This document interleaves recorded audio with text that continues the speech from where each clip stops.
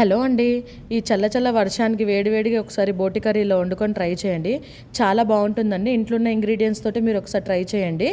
నాకైతే సూపర్గా వచ్చింది. నేను రెసిపీ చూపిస్తాను రండి.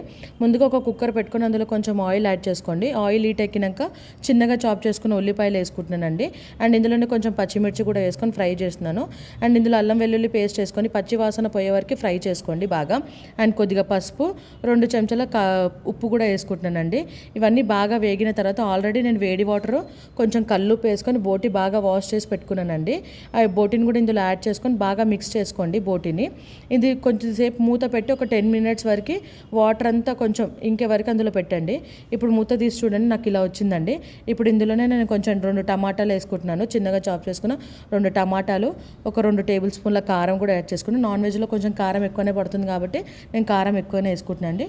అండ్ ధనియాల పొడి, కొంచెం గరం మసాలా కూడా వేసుకుంటున్నాను. ఇది వేసుకొని బాగా మిక్స్ చేసి ఒక 5 నుంచి 7 విజిల్స్ వచ్చే వరకు పెట్టండి. బాగా కుక్ అయిన తర్వాత చూడండి ఈ విజిల్స్ తర్వాత నాకు ఎలా వచ్చిందని చెప్పేసి. ఇందులో చిన్నగా కట్ చేసుకొని ఒక కొత్తిమీర కూడా వేసుకొని బాగా కలుపుకొని ఒక 5 మినిట్స్ మూత పెట్టి కుక్ చేసుకోండి. మన టేస్టీ బోటి అయితే రెడీ అండి. సబ్స్క్రైబ్ చేసుకోండి ఫ్రెండ్స్. బాయ్.